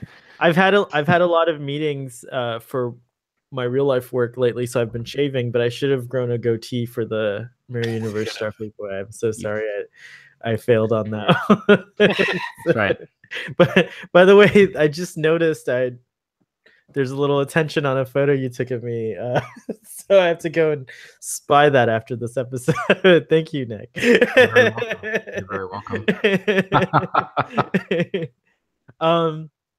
Do you guys have anything else from your notes about this episode? Are we at that point where we can start rating it, or is there something else? Can I ask one thing from all of you? Sure. Of course, you don't have to even ask. Just ask. Well, I do have to ask. This is courtesy. We all remember the scene when Saru transports down Ash Tyler to the brig next to L'Rell, and L'Rell says, "Okay, I'm gonna help him," and they end up in the sick bay, and L'Rell does some magic with her fingers over Ash Tyler / Walk's head, and at the very end of the scene, Ash Tyler just like remain calm or something, and L'Rell started to cry like someone died. Oh, she actually did the Klingon. You think someone died? And if someone died, who died? Ash Tyler or Vok? No, there's Vok two died, personalities in one body. Yeah. I don't think she would give Vok Ash Tyler a warrior's death scream or whatever it's called, because she doesn't really respect humans or care for them very much. Yeah. But although she might be starting to. But I thought I was a little bit confused in that scene because I suspect that Laurel is only suppressing Vok more correctly. Like she's corrected the schism that caused him to come out in spurts. And I suspect that maybe she's now corrected that, or maybe she's put him deep into Tyler's subconscious, or whatever it is. And I don't know if she was just doing the death knell to be, to keep them off the scent of what she's actually up to, and if that's going to play out later. But I think if I were Laurel, I wouldn't want to just destroy the Vok personality to save Tyler. I would want to try to save Vok somehow. And so I think there's something up. I don't know. She's really fond of Vok, and she actually said while she was in the chamber, like, I mean in the break, like, okay, he's a warrior, he signed up for that, he know what he's doing, and he know what he has to deal with, so I'm not gonna help him. But then she helps him, and then it's the whole thing is just like, keep thinking, if that's Vok, she killed someone. She was really fond of Ash Tyler as well, how Vok became Ash Tyler, and how the Ash Tyler personality overtook Vok, and she grew a sort of really interesting interest towards Ash Tyler as well. And maybe Ash Tyler, one of them died, I think. I don't think so. I'm gonna say that one of them did die, and the reason I say that is, otherwise, why you scream? Well, number one, the scream, but number two was Saru presented her with the fact that they were stuck in a mirror universe, and that their whole plan to steal the technology of the Discovery and use that to win the war was basically kaput. Like, it was nothing. Yeah. She is not aware of anything to do with the fact that they are trying to get back home, or that there's even an option to get back home. So faced with the idea of the plan failing, Vok and Ash being in extreme pain, and understanding that now Vok is stuck in this weak human shell and that he'll never be able to get out of it, and their whole plan is basically crap anyways, I think when you add up all of those things, I think that's why she do it. And I think they're actually going to play it in a different direction, is when they jump back to the Primeverse, she's going to have this huge guilt complex about the fact that she killed Vok for really no reason. If she had just waited, she could have saved him, as opposed to just saving Tyler. Unless she meets Mirror Vok in the next, or she meets Mirror Vok, right. Yeah, right. It's like idea too. Yeah, it's true. But I think that when you add up all of the things that occurred between her and Saru during that episode, that it adds up to her sitting there saying, "Okay, our plan didn't work. He's stuck in this human's body, and he's in a tremendous amount of pain. So I'm going to give him the ability to escape this pain and this situation." I'm actually just surprised she didn't kill both of them, to be honest. That was the only thing that surprised me. I thought she was going to kill them both. She had like 4 phasers like primed and ready, like, on her. So I think she had to like produce some kind of successful result. Otherwise, like, oh, my hand slipped. Sorry. Although Starfleet wouldn't have killed her, they would have just stunned her and put her back in the brig. So that's true. They would have stunned her and then given her a hug. Okay. I think it could go. I think it could go either way, and that's exciting. I don't know. I just don't trust Laurel personally. Like, I think that, like, her being from that kind of, she states that her house, half of her, she one house, her mother's house, I think, is the house of deceivers and spies and things like that. And so, yeah. There's something about Laurel that I just don't buy it, but we'll see. It's a fun thing to see how it'll resolve. I like my hope for her. I kind of, in another vein, I do have sympathy for her character, and I think that, like, oddly, and maybe that's just because, the way Mary Chieffo plays Laurel, but there's just something about her that's also oddly, like, endearing, which I don't know how to put my finger on it beyond just saying that. So for me, right, she's like a tough character. It's like all of Star Trek Discovery. I think this show wins in that way, in that, like, the characters are not like what you expect, or like necessarily one way or the other, black. There's a lot of gray in this version of Star Trek, that I think, whereas before it was very binary, here you have a lot more You're like depth referencing to the it. episodes now. What's that? Well, yeah, that This is a bit that is binary. just the I'm starting from the beginning, and then it's when I lived in Seattle, I got kind of turned on to the idea of non-binaryism, which is something that I personally, would love it if I was like an amazing enough human to be able to do this. But unfortunately, like I do have a lot of like biases and things like that that are like maybe irrational and stuff like that. But non-binaryism is a great concept, and I think it's like you're seeing it now all over in cinema and storytelling and things like that. Whereas like it used to be that things were very clear cut as to what was wrong and what was right and what was bad and what was good, like binary, it's like either or. But now you're seeing like a more non-binary way of storytelling, which is like, hey, we kind of are going to leave this in the gray area and maybe not even resolve it for like ever, just because Right. it's how real life is, and it's an interesting kind of way of telling a story. Personally, I do like a good old bad guy, though. I mean, I understand I understand. I know. I understand the idea of like everyone has like different motivations, and so like not everything is black or white. Everything is gray, and that's pretty much how Jason Isaacs plays every single character that he ever does. His character's always convinced that they're doing good, but there is something appealing of like a Scar, where he's just bad, and that's it. It's like he's the bad guy, and he wants to kill you, and he wants to take your place, and he'll step on everyone if he needs to. I don't know. I like it. I think that's like that one of idea. the reasons. I think that's one of the reasons the Mirror Universe feels so much more, comfortable to many of us, is because in the Mirror Universe it is very binary in that sense, and But then like, not that much, because they're doing something with Emperor Jojo, which is like she's, I don't know.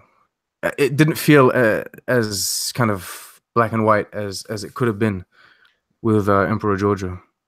I say this. Well, this isn't a complaint at all. It's just, we don't know how this next episode's going to kind of unfold, but yeah, I agree with what you're saying. Like, she could definitely just become, I think the duplicitous nature of the Mirror Universe is a bit more relatable because it is less muddled and more straight up. Like, these guys are really bad and we're not them. Because even if you look at some of the more questionable things that Burnham has done in the first half of season 1, they don't even compare to anything that we've seen that anybody's doing in the Mirror Universe. They don't compare at all.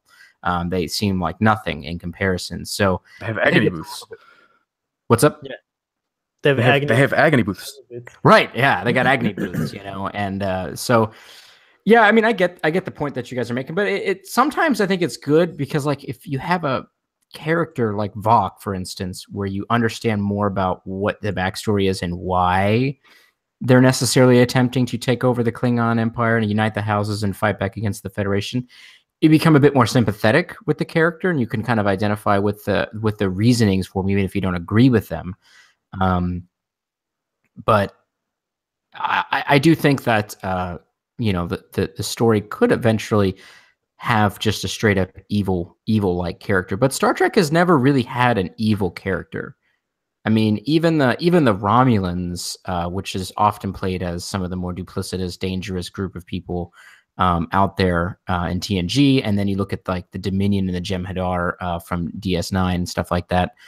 They still had backstory, and you still understood a bit more about like, okay, I don't agree with anything you guys are doing, but I understand why you're doing it. So they've never really had like a straight up angry villain. But they have had like the black and white, kind of all evil. Like the Borg, I don't think have they ever been like really redeemed in the sense, like, do we have sympathy for the Borg, or do we just think that they're just, I think we lost Sean, by the way. I'm gonna try to get him back on. But what do you think? Really? Like, I'm still here. Oh, he's there. Oh, cool. You're frozen in a smile in your thumbnail, and I was like, "What the hell?" I was very excited to hear. Doing my data. I'm doing my data impression. Oh my God, so good. I think that, I think you're right though about everything else. Well, because the Borg. So the Borg I guess not to get this into a philosophical conversation, but then you have to kind of define what good and evil really is. And are the Borg inherently evil? No, I wouldn't even say the crystalline entity was an evil sentient being. It was just just doing what crystalline entities do, which is just eat life by the planet whole. But do you think I guess I guess you're right. No, that makes like sense. The argument. The Borg are they evil? I don't. I mean, maybe the Borg Queen has malicious intent, but like, is a drone just hanging out, doing his little drone things? He's not like, yeah, we're gonna get him. He doesn't even know what's going on. So it's like, are they really altogether evil? I don't think so. That's why I say Star Trek doesn't really have that straight up evil character, unless you kind of focus a little. From Federation? What's that? What'd you say, Sean? I didn't hear you. Oh, it's like resembles the Federation on a lot of levels. The Borg collective does? They do, and that's actually something that I actually read an article about that a long time ago, where they were talking about the fact that the Federation and the Borg are almost contrasting of each other, where their intents are essentially the same, which is to kind of bring everybody together to work for the greater good, but they diverge in the key aspect of, listen, you're coming with us, and you're coming with us no matter what. And then the Federation's thing is, let's all hug each other and pat each other on the back, and and then we'll work together. So yeah, I mean, there's a lot of parallels there. So it's the Federation is interesting. Yeah, for sure. That's a whole other.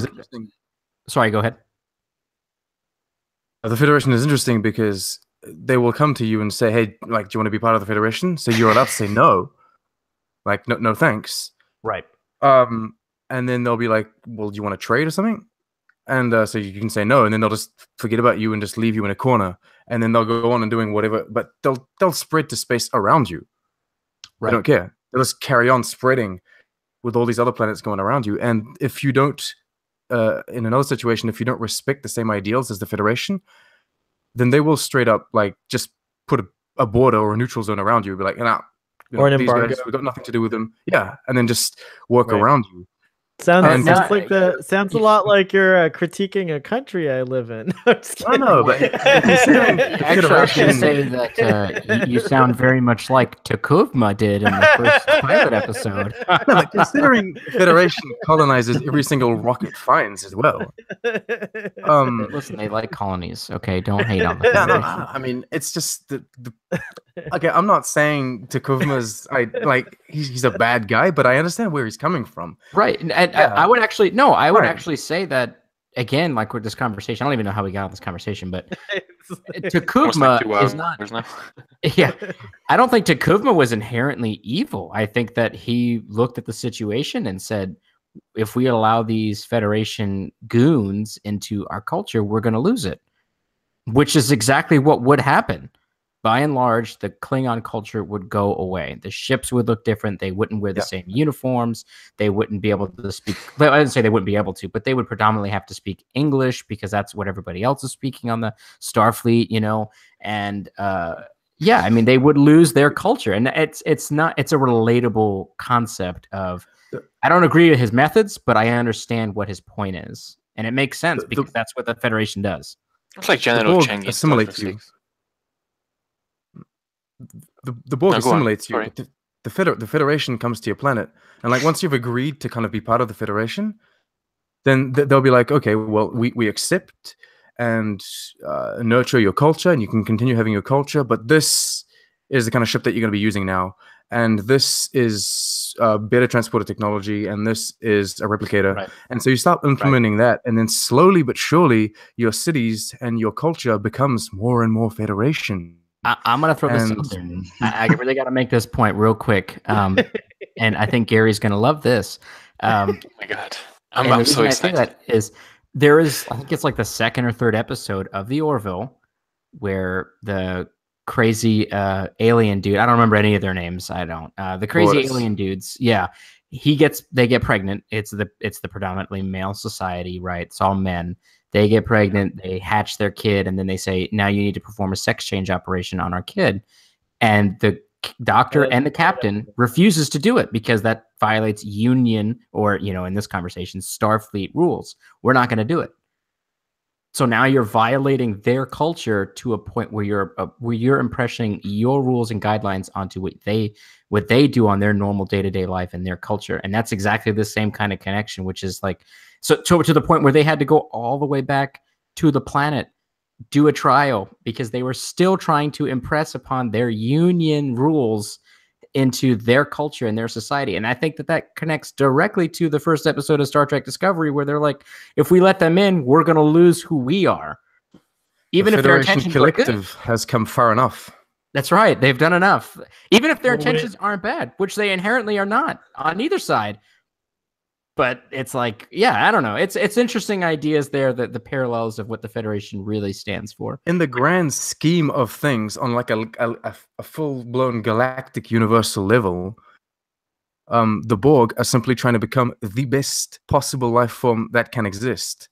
That's true. They have stated. How is that any worse than the Federation doing their thing? I mean, how is that? Okay, let's be straight. I'm not defending the Borg here. These people just straight up murder and assimilate people. I'm not all for that. But I'm just saying, it's just. But how many times has Picard sat there and gave the same pedantic, boring speech about how we of the humans of the future, we don't focus on self worth or self the collection of things. We seek to better ourselves and better humanity so that we can all become better. That to me sounds just like the Borg, if you ask me.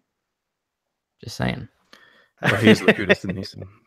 Just saying. Well, as the defender of TNG here, I will say that all of Picard's speeches are wonderful. No, I'm just well, I was giving you I'm getting ready to do a video about Q here shortly. So I was watching some clips, and he talks to Picard about a speech he's writing. He's like, "It's so boring and pedantic. Why don't you jazz it up a little bit?" So I was giving you. No, you did well. You're actually you bring up very good points. I guess it's true. I mean, Star Trek has always kind of, you're right about that. And that's like a really cool debate. I'd love to have just a discussion about Star Trek philosophy. I actually like the way you guys think about things and want to explore that more, but we don't want to go too crazy with the philosophy on this particular episode because we're trying to stay on Star Trek Discovery. Well, how did we get on? How did we get to this point? I'm the worst one. I don't know how we got on, man. I don't know. It's probably me, Nick. I guarantee you, I probably started that. But do you guys have any other? That was really fun. Do you guys have any other items about this episode, and is there anything else do you think we need to talk about, or should we go ahead and give the specific rating for this episode? I'm ready. I was going to quickly say two things. Really quickly. Oh yeah, go. I was going to say, did everyone? I really liked the all the titles they gave the Emperor. I thought that was really cool, and I think it was the director tweeted a really good thread of explanations as to. Oh, the writer, Jordan Nardino. Is it right? Yeah, I love that. The titles she had was brilliant, like the Overlord of Vulcan, the Dominus of Kronos. It was great, and I love that. I think he said that he went back to that ancient Rome and looked at their history. I thought that was really cool. And then the other thing I was going to say really quickly is with the revelation that Lorca's from the Mirror Universe, does that mean that Saru is going to be captain now? Is he going to take over the command of the Discovery? And what does that mean? Is that a good thing? Is that a bad thing? Is he a good leader? I just thought, yeah, I thought that was quite interesting.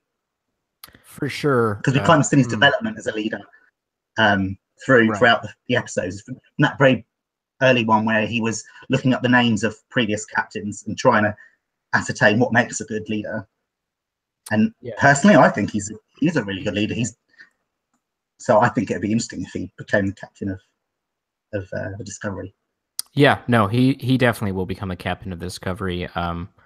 And that'll get everyone their first alien captain, which I think everyone's been excited to see. And then, I mean, very easily, Burnham's going to be reintroduced back into Starfleet, and she's going to become his first officer. And it's going to be kind of a bit of a character shift for them and a bit of growth from where they started at the Shenzhou to where they are now, where they're going to be working together as a team. Because if you've noticed, every time stuff kind of hits the fan. She's been talking about, like, when they first got to the Mirror Universe, Burnham was talking about how she needs a rock. She needs a rock. She needs someone to anchor her to the Prime Universe to make sure she doesn't go too far off the rails. And if you look at the episodes, that anchor has been Saru the whole time.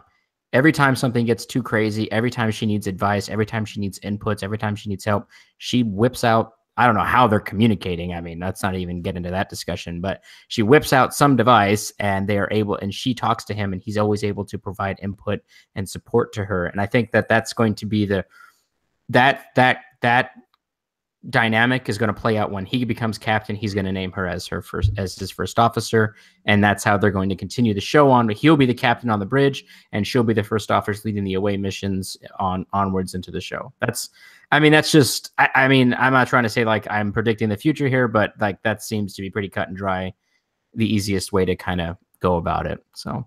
It's quite easy to imagine as well, because if they're gonna shut down the spore drive, eventually the Discovery just gonna be a normal ship. So it's not not a importance to the ship itself anymore. So it's just a normal spaceship out there. Well, a science Why vessel not? with that. So. Well, it's science Right, vessel, so right. reallocate the function of the ship, and why Saru can be a captain. I can totally see that. I personally think that it will be very interesting if Saru ends up being captain to see the because I don't think he's ready for it. So I think it's going to be interesting in that sense, is that like there's definitely going to be a lot of difficulties and challenges for him, and even Burnham might prove to be a challenge because she's very like. She's not shy from like expressing her opinion, and we've seen that over and over this season where they fight like siblings. So when he's in command, I mean, right now he's like, she's not enlisted even, like she's not what is Burnham, she's just kind of like a consultant along for the ride, like there's no real like she's a prison, she's been court-martialed. I think they're definitely I still think very strongly that they're going to resolve that, and somehow she'll be reinstated into Starfleet. And I think it'll be interesting to see what that dynamic will be like, because once he can command her and give her orders, she's going to be very frustrated by him in ways that she doesn't have to be right now, and vice versa. Or they might just be amazing and like, right. like, I mean, so you got to think when at the end of it all, and that's why I brought up the stuff that I said earlier, at the end of their return back to the Prime Universe, again, I'm just theory crafting here, but at the end, the only person that really remained by her side steadily was Saru. Sorry. Yeah, that's right. Lorca turned out to be Lorca. Tyler turned out to be Vok. So the only person that she's actually been able to lean on and that she's known this whole time with Giorgio gone is really Tilly and Saru. And in this case, every single time she has a problem in the MU, she leans on Saru. And I think that that's how they're going to kind of play that up a little bit, and to the point where he may not even necessarily, she may not. I think she'll get. She's going to get reinstated into Starfleet, and they're going to strike her mutiny from the record, which is why that Spock later on says that there's never been a recorded mutiny aboard a starship, because they're just going to completely strike it from the record, and erase it. And I think that's. Sorry, go ahead. I never thought I'm going to say this, but Sean, you're really quiet. Maybe he's actually frozen this time. I'm just listening to you guys. I mean, as every discussion goes about pretty much every theme in Star Trek Discovery, you find out that it just feels like they find an excuse and a way to kind of make canon work by taking it all away. The spore drive, yes, it's broken, so no one cares about it. The mutiny doesn't really. They strike it from the record, so it doesn't count. Bad captain, but he's Mirror Universe, so it doesn't count. It's just they kind of like. Right. It feels like they're just gonna retcon everything in season 2, and then just say, "Oh, this is a." It's got Captain Saru, First Officer Burnham, and now they're off exploring new worlds and new civilizations. La-di-da. That's As right. we know it, yeah. Well, hey guys, I just need to cut in real quick. I'm gonna go ahead and jump off the conversation here. I gotta give us your rating before you go. On a scale of 1 to 1 10 being great and 10 being amazing, I give this one I give this one a 5.38. So you're actually giving it an 8.2 on a real scale where 1 sucks and 10 is amazing. So That's right. All right, That's so right. your rating is 8.2. All right. Change canon like that. God. We loved having you on, and sorry you have to go before the rest of us do, but It's all good. Thank Thanks, you. guys, for the conversation. I'll see you guys on the Twitterverse and next time. So I'll see you guys Excellent. later. thank you. Yeah. See ya. All right, you're up next. Or I could go. I actually So, yeah. this episode is a 9 for me. I really, really enjoyed it and I loved it. Yeah, it was a 9 because I feel like a lot of the qualms I had just in terms of story, nothing, is resolved in terms of like visual choices and things like that the show's making. But like as far as like storytelling goes, like I was very surprised and pleased, and I felt like things that I didn't expect to paid off, like the Lorca eye thing, for example. I had thought that was just his particular quirk. I never knew that it was gonna like be a plot device, which I really enjoyed. We still don't know about the black badges, but who knows? There's still three more episodes to find out. And then I just liked, again, I appreciated the way that it was cut together, and I like that it was a non-standard episode in terms of its length. And I loved and enjoyed all the exposition, and which we covered in this quite thorough conversation, which was pretty awesome. And so that's it. 9, baby. Your turn. Whoever's next.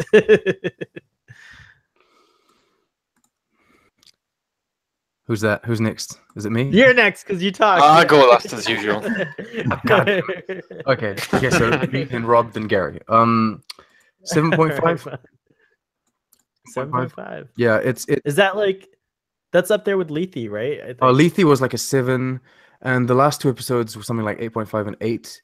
This isn't as good. So this was a little notch down. Yeah. It was a notch down, but I mean, Lethe got a pretty high note simply because it was visually like the best representation of Vulcan that you could give.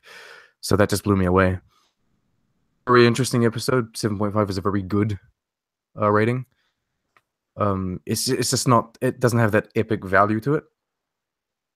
Yeah, no, I liked it. I enjoyed. I also enjoyed. I didn't talk about this in the discussion, but Tilly says that one little line about Stamets like looking better. Like, look at his skin. He's Oh yeah. Dewey. That was it's so adorable. it's so down to earth, and it's so the Tilly from the beginning, and I really love that. That's true. Very true. All right, Rob, you're up. I'd give it an 8. I like the fact that it it posed so many questions, way more than it answered, for me anyway. I really like that. I really enjoyed the touching, heartfelt scenes between Culber and Stamets. I really like that. And even though it was becoming well known that Lorca was going to be from the Mirror Universe, not that I had any clue, but everyone else did. I like the way it was revealed. I thought that was really good. And the detail they went into about setting up this with all the little things they put in the plot going through. With Admiral Cornwell, when she was in bed with him and she saw the scars and the light in the eyes, and I like that whole setup and the detail that the writers went into. So yeah, I really liked it. I enjoyed it. Not the best, but up there definitely. And Gary. I'm gonna be really generous today, and I'm going to join with Nick. I'm going to give a 5 to this episode. Nick gave it an 8.2. If you listen to what he actually said, if 1 was good, if 1 was good, great, and 10 was like excellent, amazing. So on a real 1 to 10 scale, good starts at 5. So I'm assuming that Nick created inconsistencies and then he just left. Yeah, and then he just Great. left. So Okay, so Starfleet Boys I'm overriding his score to an 8. So in the regular terms, I'm still gonna give it the 5.05. You're Yeah, gonna give it a that's 5. what Wow, it's you getting brought the from whole me. average down. Great. No. So okay, that Guys, but I'm going to give no, a you're 5 fine. for You're this. fine. I guess that so in the Starfleet Boy math, it brings the average down to about a 7.5. Does that sound fair to everyone? I love your Yeah. quick maths. It's amazing. I think that sounds fair. So 7.5 all around from every, from the collective, from our whole collective here.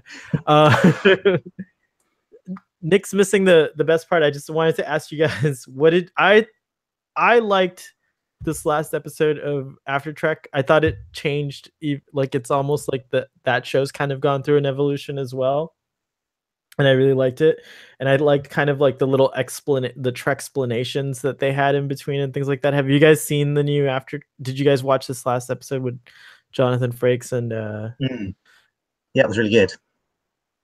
Yeah, I know Gary doesn't watch After Trek, but Oh, you don't watch After Trek anymore? Well, first of all, I don't have After Trek access to anywhere from anywhere, so I don't watch it.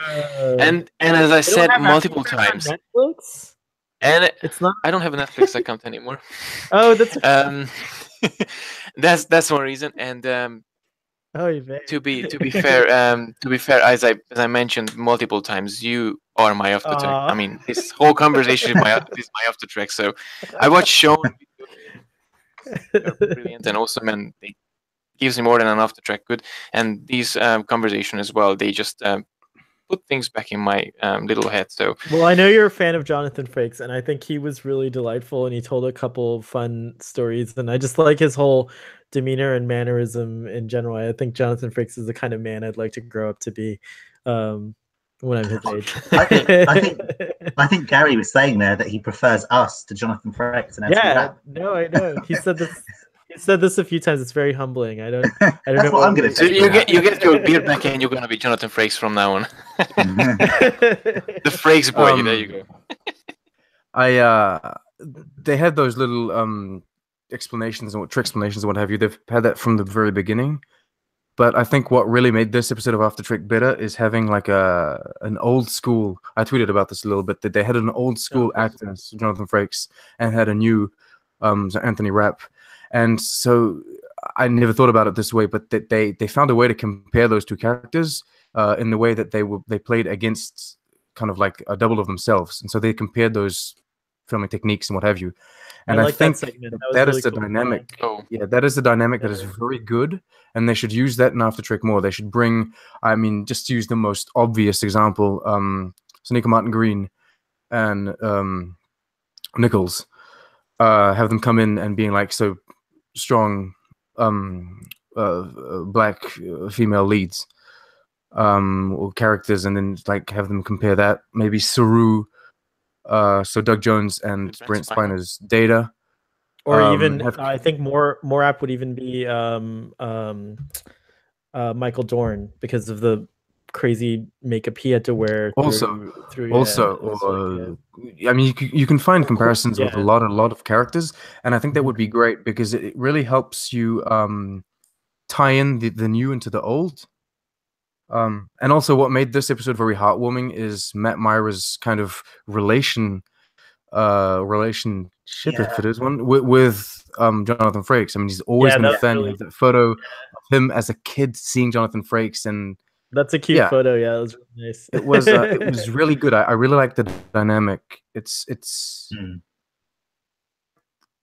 Star Trek is a huge family, and when you see that family mixed, it really feels nicer than just having all of these new people on stage. I'm not saying I don't like them. Brings it to you closer a bit as well, is it? I think that's what I really liked about that episode. You kind of nailed it, is that like it did make it feel like having Jonathan Frakes on did make it feel, and I think the whole vibe just kind of relaxed with him on there too, because it was like he's able to put some perspective on things that maybe others don't have. And yeah, it was a really cool thing, and I do think that this was that's probably why I liked it the best. Yeah, it will also help a lot. So okay, so fans that don't like Discovery probably don't like After Trek, but for those that sometimes, like me, are frustrated by certain things that happen on Discovery, as you say, Jonathan Frakes kind of helps everything cool down a little, because he talks about this and he talks about that and he talks about it on as an actor, as a director, and seeing him enjoy the show that much kind of has you think about, okay, it is just a TV show and they're making a good TV show. And yeah, Nicely put. Saying this is just a TV show, I instantly got William Shatner's appearance in SNL, like, this is just a TV show, get a life. That's so remember funny. that. I do think that, like, I think that, like, I think someone wrote something, there's always been kind of like a contentious relationship with fans and whatever they're fans of, because, on the one hand, it's like, it's wonderful to not have fans because you're free to do whatever the hell you you want to, in terms of, like, a production is concerned. But Star Trek being one of the largest fandoms in popular culture and in society, has challenges and problems that I don't think any other Star show. Wars fans might disagree. Oh, no, I'm sorry. Well, Star Wars fans, Star Wars not like a television series like that's been around for 50 years. I'm a Star Wars fan. No, I do agree with you. Like, Can I be mean? Can I be very mean? Arabesh. You're allowed to be mean, but thanks for making Star the Wars. disclaimer. Go ahead. A lot of Star Wars fans. Where are we going? We're young. And so I'm not saying their fandom doesn't mean anything. It's just that as kids, I don't know, same things as you look for in a TV show or in a movie or in a franchise as you do when you're an adult. Enjoying the actors a lot and the acting, and so seeing Jonathan Frakes as an actor is really nice. When you're a kid, a fan of Star Wars, it's all about lightsabers and explosions and using the Force. I think what you're saying is somewhat true, and I think it has been true up until recently. But being one of the kids that was a Star Wars fan, like huge fan as a child, I grew up and I'm still a Star Wars fan. Now, granted, I'm not as invested in Star Wars as I am in Star Trek, but that's me personally. I know a lot of adults though that are extremely invested in Star Wars, and I remember seeing one of my friends have like a near meltdown because it was when the expanded universe was. They decided that like nothing. Disney announced that the expanded universe is basically not like canon, or it's don't expect anything from there to show up. And my friend went like totally nuts, like crazy, like Star Wars died, like this kind of. It's not Humbert, by the way. It's not the Doctor. Just imagine investing 20 years of your life. He had like he had like a bookshelf, and I've seen it, like, of Star Wars books. He's like read all of them, and I can only imagine how many hours of investment that is. So yeah, it can hurt. There is an entertainment value that is very important, but there's also the knowledge that that what you're reading is canon and it's part of the story and the lore of the franchise that you're invested in, and all of a sudden knowing that your entire bookshelf doesn't count for shit must be horrible. It must be torturous, really. Imagine if someone just came in and said, look, Enterprise and Discovery are now canon and none of the rest is. Yeah, and that being said, what Disney was really doing is saying, hey, we're going to reintroduce things that now, I guess, or maybe they've been forced to. The truth we'll never know, but like, Grand Admiral Thrawn is now in canon now that he's on Rebels or whatever. I don't know if that means anything to you guys, but like, I guess my point is that, like, to what you were saying is, no, I don't think it's mean what you said, but I don't think it's accurate either. I do think there are a lot of adult Star Wars fans. What I do think is silly is that the Star Wars fans that argue and say mean things about Star Trek fans, Sean, and then it's like I get mad because I'm like, wait, no, the two fandoms, there's plenty of room and they can get along and there can be crossover and stuff like that. What I will say though is that like where I agree with you, where I think you're right, and again, what you're seeing is probably like, I think you see a lot of kids into Star Wars, and it only makes sense. And up until the most recent films, George Lucas has always maintained that Star Wars is for children.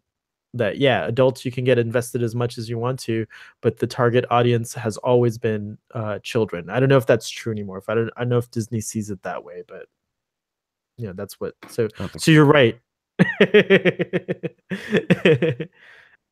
intention was for it to be for kids, but people like me invested too much into it and grew old.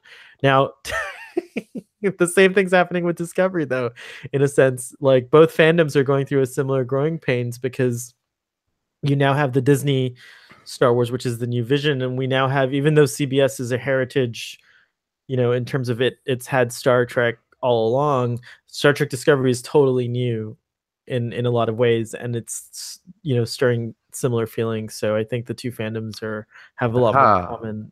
But this is where it's very different. Star Wars used to be for kids, and now it's no longer for kids. Whereas Star Trek used to be kind of like a role model for kids. Kids could kind of use Star Trek as a moral compass, and it still can. Because we still have kind of different ethnicities, diversity.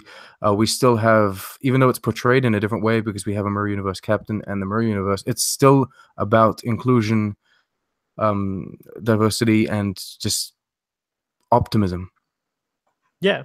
I think at the end of the day, and I think this time Gary froze, but are you still there, Gary? No, I'm still here. There you go. Oh, because are you guys you're alive? Like you were stuck like this the whole time. I can't pay attention to the little avatars, but I do think the age though of Star Trek Discovery has kind of like the entry age has gone up for Star Trek Discovery. Like I think that like for the original series, like you can get in right away, like probably at like 5 or 6 years old, whenever you can start like understanding more complicated TV or something like that. With the next generation, maybe a 10-year-old would like it a lot more than a 5-year-old, I think would, or a 6-year-old. But definitely a teenager. And then with Star Trek Discovery, I feel like it's more of your late teens. I don't know if I would show it to my younger child. It's a little too traumatic, like especially with the guy blowing up in the one scene and like and eating kelpians and like can you imagine those conversations? Seeing the Klingon boobs. right. Like, can you imagine those conversations with a 6-year-old? Like, oh no, so why that man blew up? Yeah, like, it would not, well, he might have. But I do. Too but much I think that. Blueberry and. But I think you're right. I think again you're right again, where it's like definitely staying true to like where a younger person can watch it and glean something completely different from like an adult, like that has experienced more of life, etc. But yeah. Anything exciting in the world of Star Trek that we should advertise or like let fans know about? Other fans who are also watching this show. Anything you're excited if anyone about? listens from England or if anyone coming to England, there's going to be a sci-fi bowl event in Southampton that I'm planning to go. I don't know, Rob, if you're going to come at the end or not. I haven't quite decided yet. But that's like... So yeah, that's the only thing that comes in the future. Are there any conventions coming up in Canada? I wouldn't know about that. No. You're in charge of the Canadian territories. Side of things, I don't know. I got nothing for you. All I know is John Cho continuously talking about Tarantino trick. Oh wow, I'm excited. I don't. He's really hyped. Where is Tarantino Trek? Is it actually going to happen, or is it still just an idea floating around? Like, do you have any idea? Okay, so essentially, Tarantino Trick, from what I know officially now, is J.J. Abrams have confirmed they're going to do it. It's just that Tarantino has another movie he's working on at the moment. But he has the guy that wrote The Revenant writing point. Very, very So cool. John Cho said that he wants to. John Cho said that he wants to be part of it. Sir Patrick Stewart said that if it is Tarantino, he will come back. Wow, so that's pretty much pretty different, air of Star Trek. You guys could, if you're, there's more about this. There's a whole conversation that spawned from you posting on Twitter some of your thoughts about Tarantino Trek, which was kind of cool. Just recently, Sean. Yeah, well, the most recent news is someone asked John Cho if he would love to see like a crossover with the original series cast, the remaining of the original series cast, and he said that would be amazing. I still haven't wrapped my head around how that would work. I went straight into the Nexus, but that's pretty much the news as it stands. But we don't know what they're trying to write. We don't know in what direction they're going. If they're going, it's gonna be. No, I don't know. All I know is Tarantino, when he talks about the reboot, what we call Calvin timeline, he says that he would like to see more of the characters that aren't Spock, Kirk, Bones. To see like kind of all of these different characters interact with each other, which is, I think, something that everyone would want to see. But we don't really have that much room anymore. I mean, you only have Uhura, Sulu, and you don't have Chekhov anymore. What? They're going to recast Chekhov. Oh, they're not going to recast Chekhov, but they have Scotty, Uhura, and Sulu. That's it. And Sulu, and hopefully Jayla. Well, maybe that would be awesome actually if she could come back. That would be good. Well, you're ignoring Dr. McCoy. But that's like the trio. That's the trio, though. Beyond, he wants to move that's a little bit away from he the doesn't trio. want. But it is interesting because Chris Hemsworth was supposed to come back in this fourth Kelvin timeline movie. A whole bunch of people like Chris Hemsworth. We're talking about Patrick Stewart at one point, and the old cast of Star Trek, and then we have limited amount of people to concentrate on from the Kelvin universe if we don't want to concentrate on the three main characters. So it's like, what's going to happen? If I were Paramount, I would simply say we're going to have everyone in the kitchen sink. No, on the contrary, it would have Doug Young and Simon Pegg come back and write Star Trek 4 with Chris Hemsworth, because that worked for Beyond, and just do that. And Tarantino Trek, let him do whatever he wants to do on the side, hopefully with Sir Patrick Stewart, because just that's going to work, Tarantino and Sir Patrick Stewart, and just let him do his R-rated film wherever he wants to do it, and just have these two new movies come out.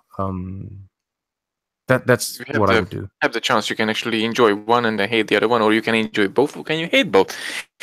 It's beautiful. It works fine.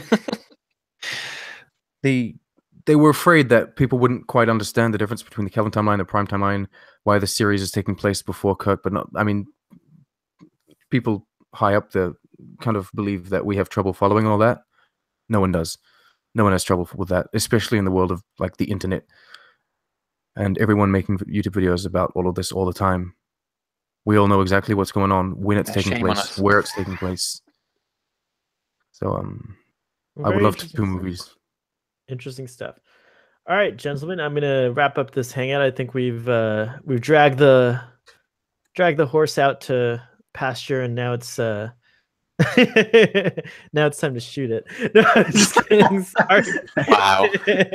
Are you brewing horse soup tonight or something? This is Mirror Starfleet Boy. I might not have. I would say so, yeah. But I'm definitely Mirror Starfleet. Wow. No, this was really, really fun, but I'm trying to keep these videos at about an hour, and I know for a fact that we're already at like an hour and a half. So, no, 2 hours. 2 hours and a half. 2 and a half. 2.5 hours. Emperor Arthur will be very disappointed of you now. But anyways, thank you. And see